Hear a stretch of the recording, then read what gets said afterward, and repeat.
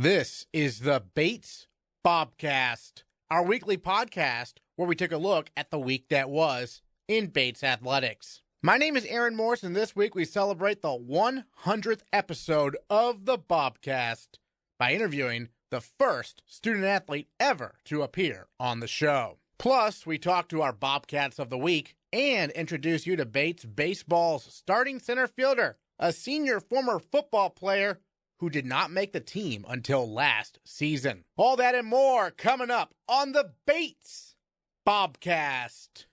Bates, 5 billion, 5 billion of every game. Right billion, fight for a game. Despite an early 4-0 deficit, the men's lacrosse team defeated Endicott 15-10 on Tuesday behind 5 goals from senior captain Clarke Jones and a career-high 6 assists from sophomore Matt Lastava. We caught up with head coach Peter Lasagna after the win. They play a style that's challenging for us. They have a great face-off guy. They have a really good goalie, and they're incredibly patient on offense. And they play a zone with a bunch of big bodies that forces us to be patient. You guys fall down 4-0. What's your mindset on the sideline? I'm so excited this is happening again, was my first thought. You just have to stay with the program. And no, we'd rather be up 4-0 than down. But to these guys' credit, they got themselves in the exact same situation as Saturday, but responded much differently and just stayed with it. We finally started to win a couple face-offs. I saw Chris Costello and Peyton Weatherby and some other guys, Clarke and Burke on the wings. I think having Burke as more of a full-time defender helped us a lot today as well. I saw Clarke over there on defense a little bit too. Yeah, well, we think Burke and Clarke are two of our very best short-stick wing people, so we'd love to have them win the face-off when they're on the wings, but when they don't, we have a lot of faith in both of them playing defense. They do a great job, and they do a wonderful job helping us clear the ball and starting transition offense for us. So what's been the points of emphasis now, think going forward based on the last 2 games? Obviously a tough loss to Williams and a bounce back here today. Yeah, but we just, again, to make it as cliched as you would imagine, let's just focus on this play, this day, this practice, this minute right now. That's all we can control, and just keep moving forward. And today was a nice example of that. Who else stood out today for you? I think Matt Lastava had a big impact on the game, a guy they were trying to take away. I thought Clarke had a really good game. I thought Jack Scribner played really well. Again, Costello and the other wing guys helped us a lot. Rocco played great. And the defense really clamped down. I think once it was 4-0, I thought the defense did a hell of a job. Rocco's been a contributor, but he's really having a breakout year this year. Yeah, he's a starting close defenseman for the first time in his career. He really committed to hard work, got himself into the best shape of his college career, and he's a threat. At Hamilton Saturday, right? We are at Hamilton. What do you know about them? We know that they're a NESCAC team that will give us all we can handle. All right, Coach, thanks so much. Thanks, Aaron. Jones continued his big week with a career-high 6 goals, a career-high 3 assists, and a career-high 8 ground balls in Bates' 19-9 win at Hamilton on Saturday. For his efforts, Jones was named the NESCAC Men's Lacrosse Player of the Week, and he is our male Bobcat of the Week. We went down 4-0, which is obviously not the way you want to start a game. But just knowing the way we play and having faith in our defense and our face-off guys that we're going to get the ball back eventually and start putting goals in the net. Just the fact that we didn't freak out that we were down 4-0, I thought was a really big key to coming back into that game. Because you guys have come back from that before, kind of, right? So it's nothing to panic over. Yeah, I mean, you definitely don't want to start off a game 4-0, no. But going down 4 goals is not the end of the world in lacrosse because you can obviously score a lot throughout an entire game. So, yeah, not panicking and just kind of trusting our system and knowing we'll get ourselves back into the game was a big factor there. All right, so last year you were in the midfield. The attack was, Matt Lastava, it was Charlie Fay, it was Andrew Melvin. Now it's you and Lastava, Malali, Bresci's in there as well. What's the new dynamic like on attack this year? It's cool. I mean, obviously it's different when you go from midfield to attack. You get to focus more on just offense. But it's good. We've had a really good dynamic between me, Lastava, and Malali. When Bresci and Matt Kelleher are in there, everyone's playing well. But it's good. It's been really fun. Seems like teams are trying to key on Lastava a little bit, so he's picking up some assists. That helps out the other guys, though, right? Yeah, definitely. When he had that big game against, I think it was Endicott, everyone kind of took notice, and coming into the year, everyone knew who he was. So if you focus on one of us, someone else is going to have a good day. And, yeah, that'll definitely help his assist, but he's also just a really good feeder generally. So I think that contributes to it as well. All right, so take us through the Hamilton game. It was a road game, so no one on camera's got a chance to really see it or anything unless they're watching the video online. So that game obviously went very well for you guys, right? Yeah, it did. So we ended up winning 19-9, but we had a little bit of a hiccup in the third quarter. We started off pretty well in the first two quarters, played well. We were up 10-2 at half, and then kind of let up a little bit, and they clawed their way back in. It was 10-6, but again, just having faith in our defense and our faceoffs, knowing that we're going to get the ball back and knowing we can play well, we pulled it out. How did it feel to get a career-high 6 goals and also career-high ground balls, career-high assists? Everything was clicking for you, it seemed like. Yeah, I didn't really expect that to happen, but it did, and it was fun. It was awesome. They kind of just kept coming, and I'll keep scoring. Whoever wants to score for us, as long as we're scoring goals, it doesn't really matter who's putting them in. So what a big week this week, right? I mean, biggest week of the year so far, probably. Yeah, we got Bowdoin on Wednesday, which is going to be a really, really big game. And then right after that, we have Con on Saturday, which, again, is going to be a really big game. So we're getting out to practice today and tomorrow, just focusing on getting ready for Bowdoin because we want to go 2-0 this week, but that starts with going 1-0 on Wednesday. Well, I remember the Bowdoin game last year at their place. That was a pretty crazy one, wasn't it? Yeah, it was. We didn't lead for the entire game until the last 30 seconds. So as long as we have the same outcome, I don't really care what happens. But, again, Wednesday's a huge game for us. When you're out there, you're on the attack, but I've seen you drop back on defense sometimes when you need to. How does that happen? What's that dynamic like?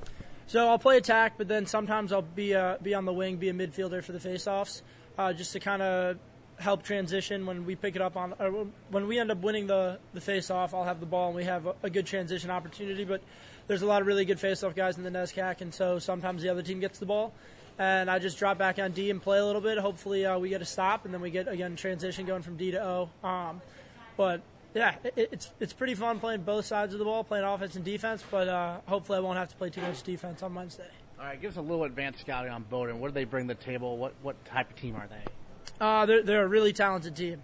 They've got a really, really strong midfield, so that's going to be a big part of the game. And again, they have a really good face-off guy, just like almost every team in the NESCAC, so face-offs are going to be huge, and stopping their midfield is going to be key for us. You know, it's interesting in terms of the face-off. You know, the face-off guy, people focus on him, but then that ball can be rolling around. So what's going through your mind on those face-offs? Well, obviously, depending on how good the face-off guys are, they can just win it right to themselves and no one else has an impact on it. But a lot of the times, face-offs get to 50-50 ground balls where they're rolling out to an area and the kind of three guys in the midfield are fighting for it. So those 50-50 ground balls are really, really important for us because it's more possessions for us and less possessions for them. So just trying to get the ball up off the ground kind of on your first try is really a big part of it. You and Burke are the captains, right? So I assume you meet with Coach Lasagna a lot. What's been some emphasis in recent weeks in terms of those meetings? The meetings have been good. We obviously didn't start off the way we wanted to, but just, again, trusting the plan and trusting kind of the system we have and the people we have, and knowing just because we have 4 losses already doesn't mean our season's over, and the fact that we got to take it game by game, and we can beat any team on any given day as long as we show up and play the way we know how to. All right, Clarke Jones, our male Bobcat of the Week. Thanks so much. Thank you for having me. The women's lacrosse team defeated St. Joseph 17-3 on Thursday before falling 14-10 to Hamilton Saturday. Junior Katie Allard led the way with 4 goals in each game. She is tied for 5th in the NESCAC in goals scored, and she is our female Bobcat of the Week. Katie, first of all, you come from a lacrosse family, I know, growing up. When did you start playing? So my dad played lacrosse in college, and he had us with the stick in our hands real early. I kind of played around with my brother in the backyard until I was able to join a team in 2nd grade, and then ever since then I've been playing. And so when did you realize you really wanted to play at the collegiate level? So my high school was a pretty big lacrosse town, and I think I've always known I wanted to play at a collegiate level. My brother went to Bates first, and I knew I wanted to be part of the Bates lacrosse team ever since I came up and watched a game or two. Because of him, he inspired me. When Jack was a junior here, he helped the Bobcats make the NCAA tournament. What was it like to see that happen from back in where you grew up and everything from afar, somewhat? He was actually a pretty big name in our high school. He was doing so well that we would post all the Bates links on Facebook, and everyone would be coming up to me, and it was awesome to see him doing great and supporting the Bates team. And I think at that point I was a senior in high school, and I knew that I was going to be going to Bates as well, and it was awesome just to be part of the Bates community already. Yeah, so you had 1 year of overlap here, right, with Jack? Yeah. Your first year here, what was that like? It was awesome to have such guidance, and also a lot of the girls on the team knew my brother and knew me already, so it was nice to come into already a community that knew me. So was it kind of a no-brainer to come here then, sort of? Yeah. My brother always told me all the great things about Bates, and I was like, again, early on in the community, because I would come up and watch his games and come up and visit Bates. And so I knew it was a place I wanted to be. And then your first year here, obviously, the women make the NCAA tournament. That was obviously a very exciting way to start your college career, right? Yeah, that was a great experience to be a part of. Like, nothing will ever compare to that. And it always inspires me just to be part of that team freshman year. It keeps me going and keeps me motivated my next 2 years to stay positive and keep working hard to get back to that spot that we were at freshman year. So, obviously, yeah, because that team had, 10 seniors on it, so a very experienced team. So now these past 2 seasons, you've been stepping up into more of a, primary role on the team. So what's that adjustment been like, kind of, to become more of a leader? Yeah, so freshman year, obviously, with 10 seniors, it was kind of hard to find a place. And then last year, I started working my way in, and then I think this year I found a lot of confidence, and there's been a lot of support from my team. My team is incredible this year. And it's just been great to have that support and confidence to break in, I guess, to find my role. And then I know a couple weeks back there against Williams, Camille had 2 yellow cards, and I know Eliza and I talked about this on the Bobcast last week, but what was that like to make that rally without one of the better players on the team? Yeah, so it was definitely it took us a second to take a breath, because when Camille's not on the field, it's kind of we have to play a little bit differently because she's such an intricate part of our team. But I think that everyone stepped up, and we were able to do things that we normally wouldn't, I guess, without Camille on the field. And just having her on the sidelines, even, she was cheering so loud and going crazy. It really motivated our team to work a lot harder. This past week, big win over St. Joseph's, tough one against Hamilton there, close game, but what's kind of thing to focus this week in practice is going into the next weekend? Yeah, so I think we're trying to not beat ourselves up a little bit, trying to stay confident and trying to keep up the energy. That's our big thing to be working on, staying hype, staying up all the time and not letting ourselves get down. Even if 1 or 2 goals are scored on us, we can't beat ourselves up a little bit. And then, have you always played attack? Yeah, so I played, when I was really little, my dad wanted me to be a goalie so my brother could shoot on me. So I was a goalie for a while, and then a midfielder, and then I've moved to attack because I'm not necessarily the fastest, I think. But what do you bring to the table in terms of your style on attack? I tend to play lower, behind the goal. Again, I don't normally drive, so I really need the help from my team to find the assists, and I love feeding and I love giving the assists to my teammates. You had 4 goals in each of the games last week, right? So what was opening up for you? Yeah, so that was actually different. I feel like I normally matched my assists and my goals, so to have more goals and assists was kind of different than normal. I think we've really been trying to push working as a team, and so Allison Dewey's always there to set picks, and we ended up connecting a few times, and I would get a good drive off of her pick, and it worked really well in these past 2 games. So your brother Jack is tracking the team also. How often do you hear from him? Oh my gosh, he texts me all the time. He'll be like, "Why don't you shoot behind the back?" And I was like, "Not everyone can throw crazy around the world behind the back shots like you." But he tells me to work on it. So he used to do all those underhanded shots, right? Yeah, it was crazy. He's so creative. What is he up to now? So he's working in New York City for Bank of America. I was trying to find lacrosse teams he can play for in the city, but I guess intramural teams, I guess. Oh. So he's keeping his stick in his hands. Growing up, though, you grew up in New Jersey, right? Yes. So you said it was a big lacrosse town. I guess, what do you mean by that? A lot of tradition there? Yeah, so there's a joke that it's welcome to Ridgewood, here's your lacrosse stick. That was what they would say to us, and I would say I'm from Ridgewood. Everybody plays. A lot of girls I graduated with went D1 and started as freshmen, so at Duke and North Carolina. So there's a lot of big name lacrosse schools coming out of our town. But I think also by coming from that area, I had learned a lot from those players. I'm at a different level than they were, playing wise. But I think that it taught me how to find what I'm good at and find my strengths in playing and really capitalize on those. Do you think the Allard family is going to be starting a pipeline from Ridgewood to Bates? Yeah, I think we honestly have. There's a few kids, Izzy Nat and Will Holland, some Ridgewood kids, some Ridgewood families we're friends with, and hopefully we can pull more, because that'd be a lot of fun to bring up that Ridgewood community. Absolutely. Well, Katie Allard, our female Bobcat of the Week, thanks so much. Thank you.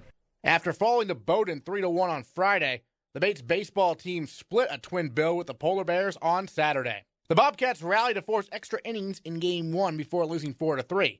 Then they took an early lead in Game 2, winning 5-3. Bates scored a pair in the second to take the lead for good. And the pitch on the way to Torres. He lines into left field, and that's going to fall for a base hit.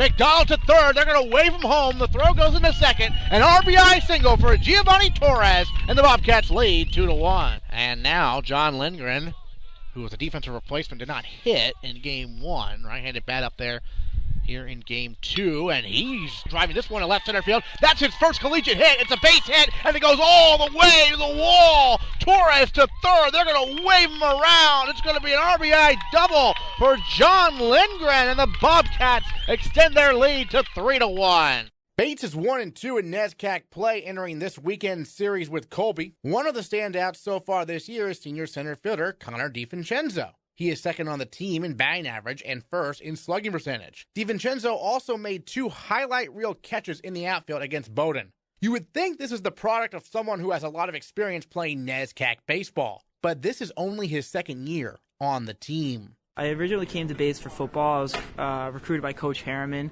He just gave me the opportunity to come here and play ball. And, I had a great time my freshman year playing football. And I really appreciate the coaching staff, for giving me that chance. And unfortunately, I took a few hard hits during that season. And so I, decided maybe this wouldn't be the best thing for me in my future.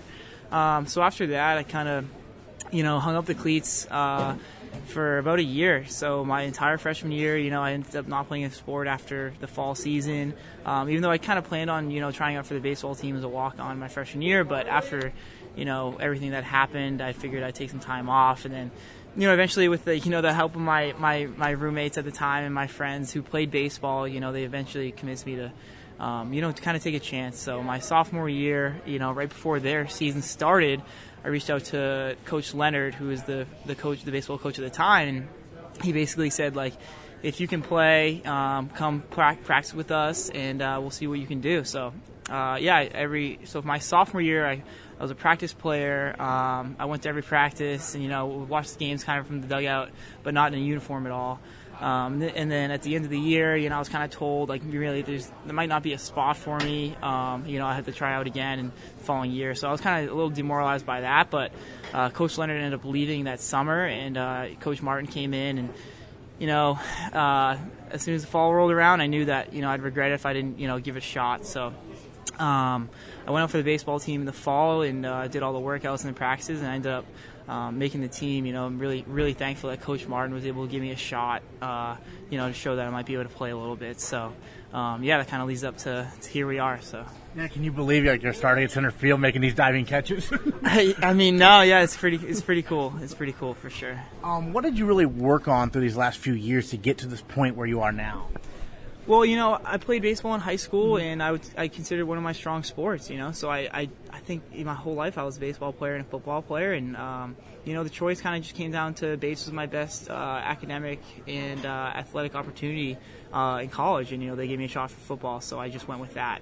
And I always knew, I wanted to keep playing baseball. I love the sport that I've played since I was just a little kid, so. Working on it, it was definitely tough taking a couple years off. Your swing really kind of falls apart even after a few weeks, of not playing. So, like I said, my friends I've always been friends with the baseball players, so they kind of really helped me out with my swing and just getting that back into form, before I even swung in front of a coach. So realistically, if they hadn't done that for me, I don't know where I'd be right now. So really thankful that they did that. Who are some of your friends on the baseball team who first convinced you to try out? So I was actually roommates with Asher McDonald my freshman year. So me and him in Parker 3-2-1. So really, he always was in the back of my mind pushing me to do it. So happy for him, and he was kind of a big motivator for me. So and then Connor Russell I was friends with, and Connor Speed and Jake Shapiro. All really solid kids, really solid baseball players, and so. So on Friday against Bowdoin, you made a catch out right center field that was pretty incredible. A diving catch, reminded me of stuff you see in the big leagues on web gyms and stuff. Take us through that play. What did you see on that one? Well, it was kind of an overcast day, so I didn't get the best read off the bat. But I saw the ball just trailing, and I knew that I might as well just go for it, and I just kind of leapt up, and luckily, it's kind of the one where you need to check your glove after to make sure it's there, So luckily I looked in and it was there, so just lucky to make the play, I guess. And then at the plate, you've had some success here early on. So you mentioned you've been working on your swing a lot. What's working for you at the plate right now? Well, my approach is really just to keep things simple, and I'm not really going up there swinging for the fence or anything, I'm just trying to put together solid at bats and, just put the bat on some good pitches. So really, just shortening up my swing, working the count when I can and just going from there. So luckily, Coach Martin and Coach Deschler especially have helped me with my swing and, taught me that like I do have a role. And so I've kind of embraced that role knowing that I'm going to be, just keeping it short and things like that. Did you play center field in high school growing up and everything? Yes, I was a center fielder in high school. So I played 3 years of varsity ball in high school in center field. So, and then ended up coming here and luckily in center field again. So yeah. Well, you mentioned you came here initially because Coach Harriman was recruiting you for football. What about Bates appealed to you when you visited and everything? Well, it's just the entire NESCAC in general is, the prestige of not only academics but athletic. And I knew the student athletes here, just kind of different breed of people, academically focused. We're not going to really go make the big leagues too often. Some kids do for sure, but for the most part, it's about just balancing, your work life and your school life and your athletic life. So I knew that would be really important for me, going forward in my life in general. So I'm happy that I got the opportunity to do that. So this season, obviously, there's some very close games over the week against Bowdoin. What's been your favorite part so far about kind of the year and being like such a key part of this team? Yeah, I don't know if I'd consider myself a key part of the team, but center fielder. Yeah, well, maybe. But I love going out there every day with the guys, and Coach Martin is, he's the kind of guy that you really want to play hard for. He really gets that out of all the team. So really, I'd say my teammates are what I look forward to every day, going in there and competing with them. So. Do you talk to some of the younger guys who are like relegated right now, at least to like pinch running and stuff about there's a future for you? Yeah, of course. Like last year, as you know, I was kind of a pinch runner, like dominant, and people come in like John Lindgren, like he was a pinch runner this whole year, and then luckily he came this past weekend and made a huge hit, and then he also had a sac fly to get a run in. So seriously, like anything's possible. It's just go out there and keep working hard and play your game, and I think good things will happen. It's funny because college baseball, the rosters are pretty big, aren't they? Yeah, they are. We've carried a big team a few years. I think we've had 33 or 34 guys these past 2 years. So, yeah, it's definitely competitive. But the good part about that is, we have depth, and like that means that you got to compete like every single day. Like we don't know who's going to be playing, so we go into practice trying to earn that spot every single day. So. Looking forward to maybe getting out on Leahy Field this week? Yeah. So we're actually going to get out there today for practice. Maybe stay off the infield dirt a little bit, but get some BP out there. So I'm really looking forward to playing at home. There's nothing like it. So. All right, Connor DiVincenzo, thanks so much. Thanks, Aaron. Appreciate it. The rowing teams got their seasons underway Saturday in Boston. The number one nationally ranked women's team accumulated an 8-2 mark against Simmons and lightweight crews from Radcliffe, MIT, and Georgetown. Meanwhile, the Bates men went 5-4 against boats from Harvard, Trinity, and Boston College. On October 6, 2015, we aired the first episode of the Bates Bobcast. Now on April 3, 2018, we've hit episode number 100. Brad Rutkin was a junior golfer coming off a big week where he finished tied for third place out of 50 golfers at the NESCAC Fall Qualifier, earning all NESCAC honors. He was the first student athlete to appear on the Bobcast. And today, he joins us again, a Bates grad living in New York City. Well, this being the 100th episode of the Bates Bobcast, happy to be joined on the phone by our first ever student athlete guest on the Bobcast, way back in episode 1, Brad Rutkin, men's golf, class 2017. Brad, how's it going over there? Everything's going really well. Miss Bates every day. Absolutely. And since you've graduated, what have you been up to? Give us an update. So since I graduated, I took a job in New York working in investment sales, which is selling income-producing real estate, and I primarily focus in like the Queens area. So living in New York, that's originally where I'm from, and working real estate now. Excellent. And how do you think your Bates education, your experience in liberal arts help you prepare for the quote-unquote real world? That's interesting. I think there's definite advantages to going to liberal arts school, especially Bates. One, when I came out of Bates, my writing was just so strong. I think anyone that goes to Bates realizes and experiences how much writing you have to do and how important it is. And I think the second thing that really helped me is just Bates is so rigorous with the work and what's expected of you as a student that coming into the working world, I was just really well prepared for that. Excellent. Then you mentioned that obviously you're in New York City now, so what's the adjustment been like going from Lewiston to the Big Apple? Well, things are a little quicker down here, but the biggest adjustment for me is there are a lot of my Bates friends are down here, and I think when you're at Bates, you have this, you can hang out with everyone, you go to Commons, you see everyone, you go to the library, you see everyone, and now you're living in New York, and everyone's working, it's a lot harder to see all your Bates friends, and you definitely have to set aside more time to see them. I think when you go home and you go to eat dinner, you're kind of shocked when you don't have 15 of your closest friends around you. But that's the biggest adjustment so far. But you're from Great Neck, and so it's kind of almost like a homecoming for you a little bit, right? Yeah, absolutely. It's really unique for me because I have this cool dynamic of all my Bates friends and all my home friends. Right. So I kind of always knew that after I went to Bates, I either wanted to move back home to New York or to the Boston area, which is, where every other Batesy pretty much ends up, I feel like. And then are you still getting some time to golf? Yeah. Unfortunately, my golf game has fallen off a little bit. I haven't had as much time to play, but it's Masters week, so I'm getting really excited, and I think I'm going to definitely start working on my game a little bit, but I am limited to weekend golf for right now. Hey, with the Masters coming up, what's your handicap here? What do you think? Who's the favorite in your mind? Oh, man, it's tough not to root for Phil or Tiger, but of course. so I guess I'm gonna have to ride the dark horse, and I'm gonna hope Tiger wins. I've always been a Tiger fan, but I think it's just golf is in such a competitive place right now. There's so many great golfers out there. I think anybody could win it. It's gonna be a fun tournament to watch for sure.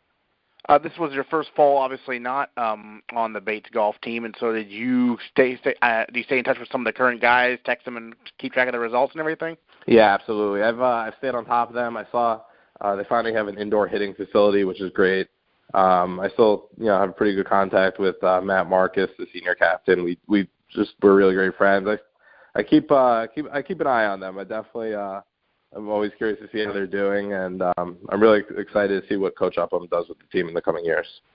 Yeah, and obviously you were there, when Coach Upham became the head coach, and when you guys started working closely with the golf pros over at the country club. And so, what was that transition like after Coach Flynn passed away? That was definitely a tough transition. When when Coach Flynn passed away, we were all, of course, devastated. He was a great coach.